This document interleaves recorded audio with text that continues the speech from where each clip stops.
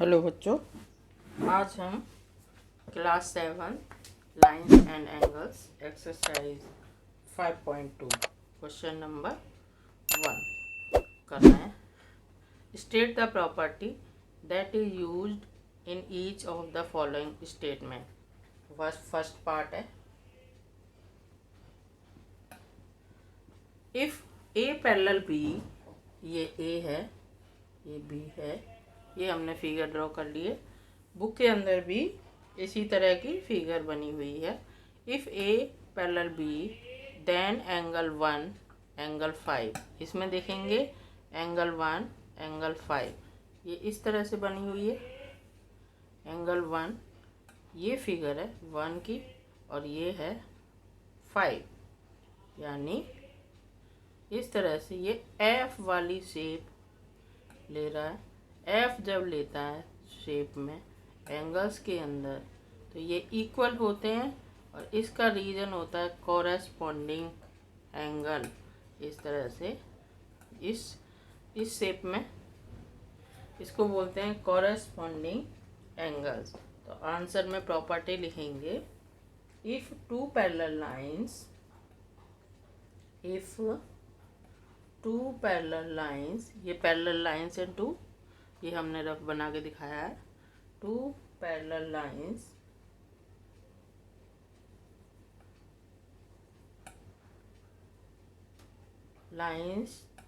Are intersect. Intersect मतलब एक दूसरे को काट रही हैं। Intersect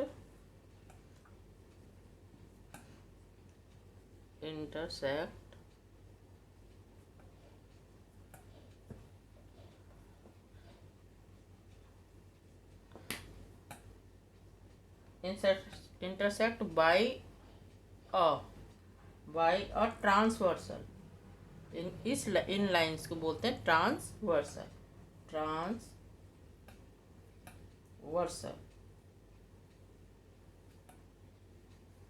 then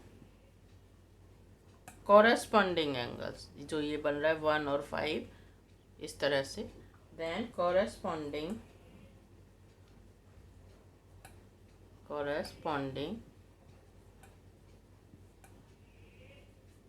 angles.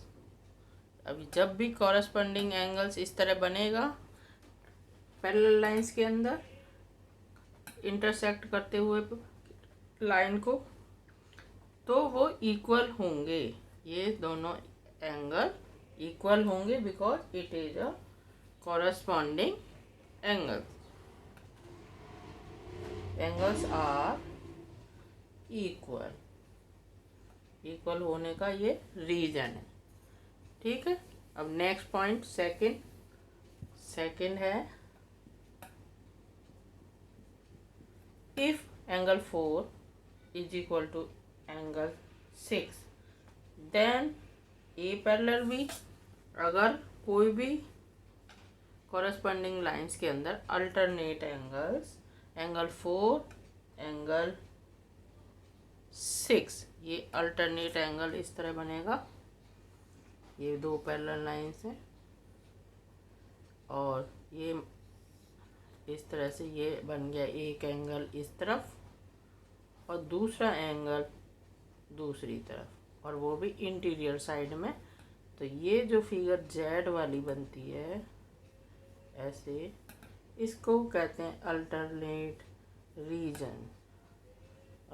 रीजन हो गया ये। तो इसीलिए ये एंगल इक्वल है। अगर अल्टरनेट एंगल इक्वल हो गए प्रूव, तो लाइंस भी पैरेलल हो गई। तो ये रीजन हो गया सेकंड के अंदर। If two given lines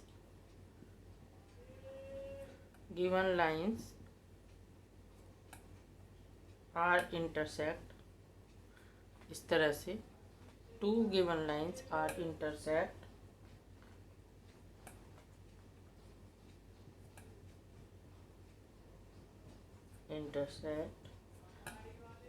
by a transversal,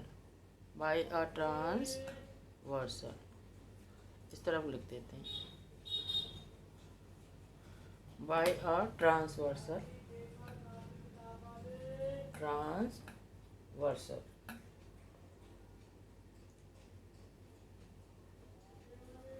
by a transversal line such that interior alternate this and this such that interior alternate angles इनको alternate बोलते हैं alternate angles are equal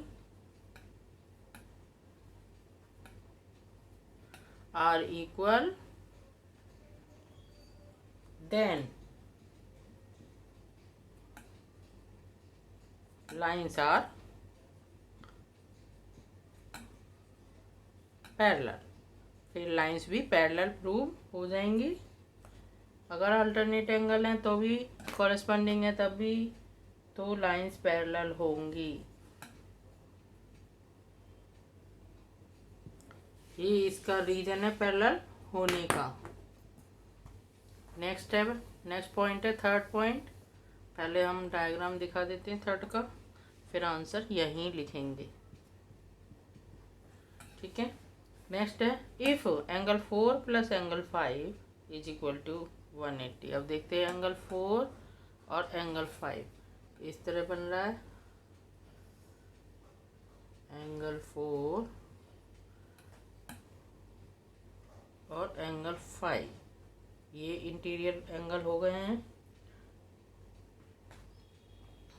angle 4 angle 5 reason तो corresponding वाले बन रहे हैं। ये F बन रहा है इस तरह, तो कॉरेस्पॉन्डिंग एंगल बन रहे हैं। ठीक है। तो ये दोनों कॉरेस्पॉन्डिंग इंटीरियर एंगल बन रहे हैं और इनका टोटल होता है 180 डिग्री। इसीलिए ये लाइंस पैरेलल होंगी। ये वाली लाइन ये बन रहा है। ठीक है। अब हमने ये दिखा दिया। अब हम यहाँ इसका आंसर इसी जगह पर लिखेंगे स्पेस की वजह से। इफ एंगल 4 ये वाला एंगल 4 शुरू ऐसे करते हैं।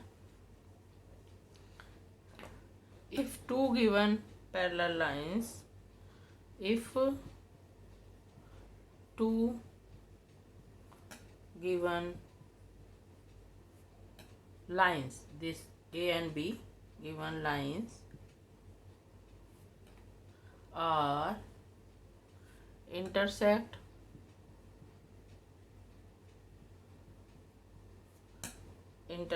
by a ट्रांसवर्सल लाइन, इनको ट्रांसवर्सल लाइन बोलते हैं। by a transversal line, lines such that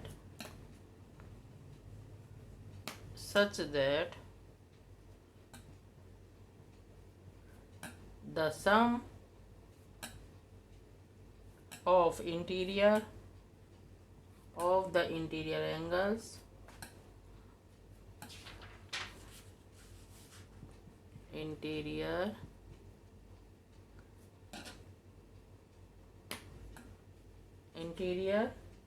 angles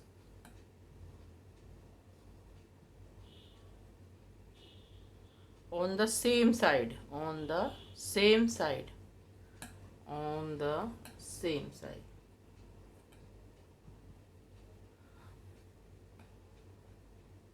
of the transversal is 180. Same side of the transversal line, transversal line is 180 degree.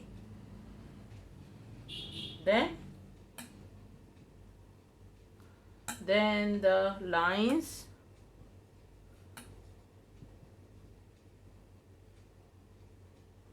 are parallel.